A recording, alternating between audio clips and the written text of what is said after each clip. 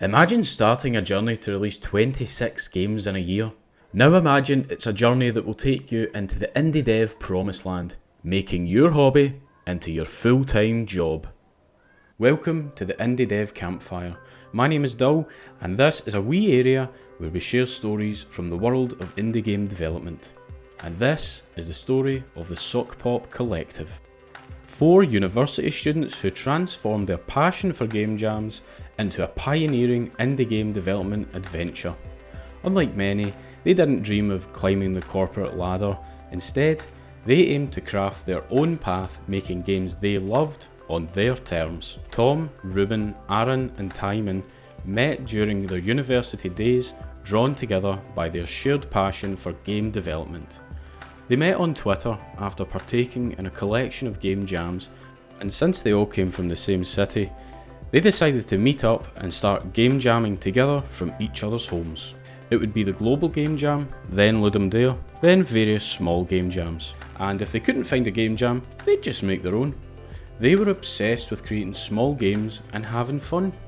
It was during these sessions that they realised they didn't want to just make games as a hobby, but instead they wanted it to be their life's work. But how do you turn a passion into a career, especially when you're starting out with little more than a love for games and a desire not to follow the conventional 9-to-5 path? The Sokpop Collective faced these questions head on, deciding early on that they would forge their own path. They were determined to learn from each game they created and every challenge they overcame. But hold on a minute, what is the Sokpop Collective?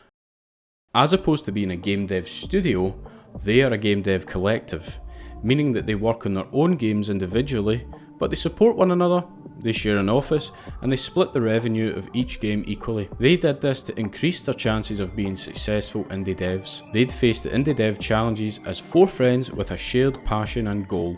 Yet, as they began their journey into the world of game development, the Sokpop Collective faced an uphill battle typical of many indie developers. They were creative people first and foremost. They lacked business acumen and also professional experience to some degree. Their love for game dev was leading them into uncharted territories. They had worked on dozens of projects while in university, but turning them into a sustainable business was a completely different game.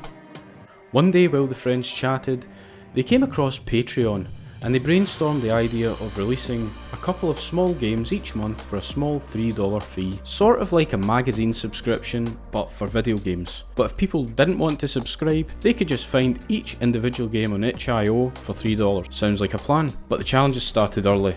The idea of releasing a new game every 2 weeks was incredibly ambitious. From their past game jam projects, they'd acquired a small yet dedicated fan base on Twitter, but they questioned if their fanbase would have enough interest to support their Patreon.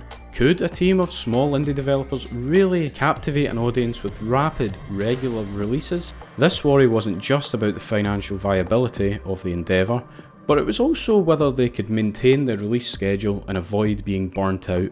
But Sokpop were driven by the dream of being able to make games for a living, and so they went all in on the Patreon idea.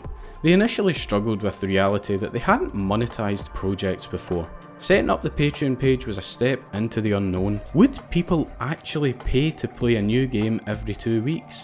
This was a gamble in the indie game market, which at the time was becoming more and more saturated. It was getting increasingly difficult to stand out amongst the hundreds of releases every week, but they were betting everything on this.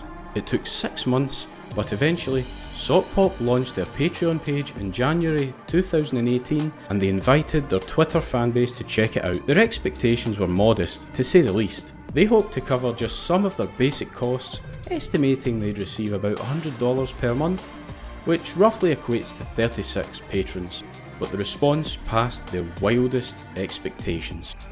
Within the first few days, they received over 5 times that amount. This initial success was a massive psychological boost, showing that their unique model may actually be viable after all.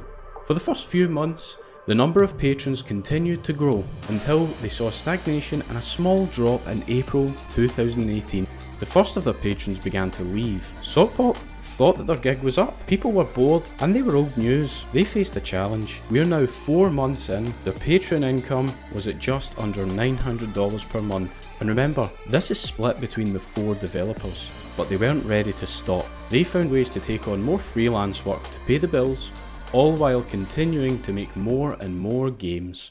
One of which would change their future as indie game developers. We'll touch on that game shortly.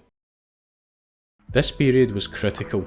The indie devs at Sokpop had to balance outside work with their passion for game development without letting either falter. Then, a breakthrough happened. They liked this video. Oh, hold on a minute. Who put that in the script? Well, if you're enjoying this so far, please like the video. It really helps me out. Anyways, a breakthrough happened. Polygon released a feature on Sokpop, highlighting their unique approach and the intriguing games that they had produced. This exposure changed the game. The Polygon video generated a buzz online, leading to people checking out their Patreon and a surge of new patrons signing up. Within the single month, their Patreon income doubled. Once again, they were shown that their business model had legs. But with more patrons comes more challenges. As Sokpop Collective's patron numbers surged following the Polygon feature, so did the scrutiny and expectations. With a larger audience came a broader range of critique and demands. Each new game was anticipated eagerly and examined by more and more fans. The increase in visibility was a double-edged sword. On one hand, it brought more subscribers, this leading to more funds to create bigger and better games, essential for keeping the Sokpop Collective running. But on the other hand, it introduced more pressure to the developers, who did this out of pure love for creating games that they found fun. They felt that each new game needed sufficient quality and entertainment to justify their patrons' continued support. Or so they thought. After 8 months, they performed a deep dive on their patron analytics, where they found out that less than half of their patrons were actually downloading the games. Turns out, a lot of people just wanted to support a likeable group of game devs who were chasing their dream. But hold on, I mentioned earlier that there was a particular release which massively impacted Sokpop, didn't I? Let's talk about their 17th game release, Similand. Released as part of their regular 2-week schedule, Similand was a departure from the typical Sokpop games up until this point. This game was a mixture between management, god games and card-based games, which surprisingly outperformed the collective's expectations by wide margins. Remarkably, Similand alone generated the same revenue as the previous 10 games combined. To put this into perspective, while Similand developed in just 4 weeks, brought in $10,000, their 10 previous games, collectively developed over 40 weeks, also generated $10,000. What's even more intriguing is the disparity between the developer's perception and the game's reception. Timon didn't hold the game in high regard, saying that he personally doesn't think it's very good, but gamers, particularly YouTubers and streamers, felt totally different. Their engagement helped propel Similand to massive success, highlighting that sometimes even creators might not fully anticipate or understand the appeal of their creations. This happened on itch.io, but what about Patreon? We're now at the end of 2018 and Sokpop are sitting at roughly $2,500 per month from Patreon, half of their income goal. But money isn't everything. Sokpop have been featured in massive news outlets, they've spoken at GDC, and they've had several games turn into hits, resulting in hundreds of thousands of sales. The guys at Sokpop decided to take a risk and go all in on a new way to generate income as an indie game developer, one that truly paid off, but it didn't come without challenges. As they reached the massive milestone of releasing 100 games under the Sokpop banner, they realised that they wanted to make games with more depth and greater quality. This led to them running a poll on their Patreon, asking the community if they'd be okay with Sokpop releasing 1 game per month rather than 2. They expected wrath. How dare you take longer than 4 weeks to develop a game? Once again, to their surprise, the community was filled with heartwarming support and patience. What was the result? Well, you could say it was Stacklands. Released in 2022, Stacklands sold over 450,000 copies and generated over $1.5 million in revenue. So, as we wrap up this episode, let's take a look at the massive strengths that Sokpop's approach has offered. The chance to experiment and get feedback. testing commercial viability of games, and avoiding the commitment to massive projects with low potential. This meant that Sokpop could continuously produce MVPs while generating income. Then, they would expand on games that demonstrated substantial success with more content and a broader scope. As aspiring indie developers, what can we learn from this story? Consider the RPG that took 4 years to develop might not meet commercial expectations unless you've monetized it through content creation or you've built an audience. Sokpop was able to release some viral indie game hits by building small games and releasing frequently. But it still took them 17 releases before they saw their first massive hit game, Similand. If it's taken the rest of us 1 to 2 years to develop and release our games, are we limiting our potential? There's no right or wrong answer to that.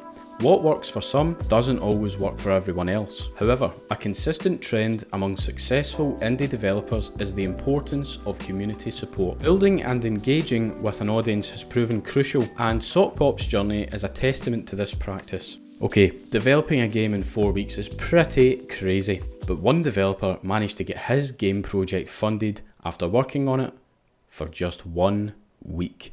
Do you know what game I'm talking about? If not, click this video and find out. Why are you still here?